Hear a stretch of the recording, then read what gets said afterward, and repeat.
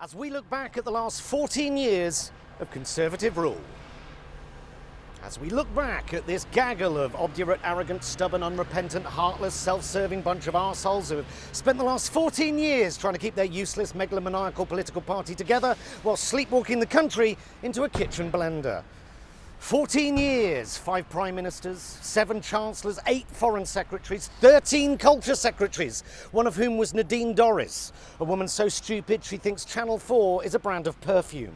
8 home secretaries, including grinning exorcist doll Priti Patel, Sajid Javid, James Hilarious rape jokes cleverly, and far-right pin-up Suella Braverman. Twice! A woman who says multiculturalism has failed, even though her, Patel, Javid cleverly, Sunak, Kwarteng, Zahawi, Badenoch are proof that even if you do have brown skin, you too can become a vicious, festering, regressive, lying, greedy, nasty, eye-wateringly wealthy, but morally bankrupt cunt. No fewer than 16 housing ministers, which explains why the UK is the most difficult place to find a home in the developed world. In 2000, a home cost 4 times the average salary. Now it costs 8 times the average salary, and workers are 11 grand worse off a year after 15 years of almost completely unprecedented wage stagnation. We've gone from 29 billionaires to 177 billionaires, whilst the working classes endured crippling austerity. The highest taxes in 70 years, lowest corporate taxes in 50 years. The rich are richer and the poor are much poorer,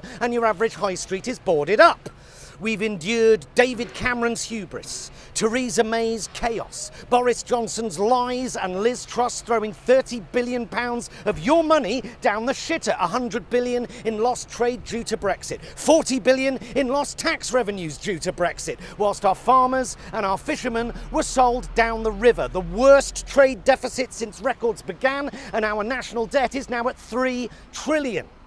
Average student debt has gone from 5k to 50k, homelessness has doubled, child poverty has tripled, an energy crisis that has little to do with the war in Ukraine and more to do with unfettered capitalism and unbridled greed. Highest energy bills in Europe, with 6.7 million people currently living in fuel poverty. The party of law and order have overseen record backlogs in the Crown Court, delays of 5 years for rape cases, with rapists being spared jail because the prisons are full. Chronic shortages of judges on top of a narrative that says they're all enemies of the people. They sold off 600 police stations. They cut police numbers by 21,000, then increased police numbers by 20,000, which is not an increase in police numbers, no matter how many times they tell you it is.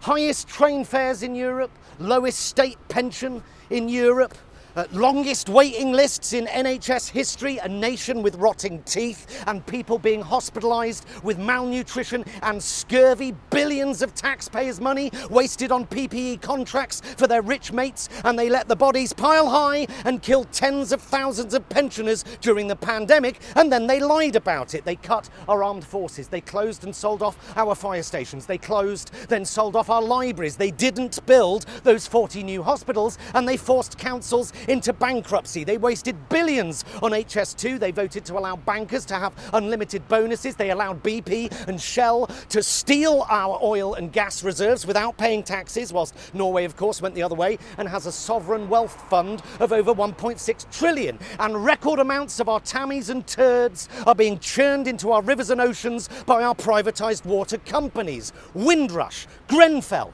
Partygate, Barnard Castle, 30p Lee, bullying, affairs, groping and rape and tractor porn and Chris Pincher and corruption and dirty deals and racist donors and lies and lies and lies. And yes, the pandemic didn't help and the war in Ukraine hasn't helped, but don't believe them when they tell you that that's the reason that you are poorer this week than you were last week, whilst Rishi Sunak is richer this week than he was last week. Rishi Sunak cut taxes on champagne on the same day he cut funding to rebuild schools, and he wants to bring back national service. What else are they going to bring back?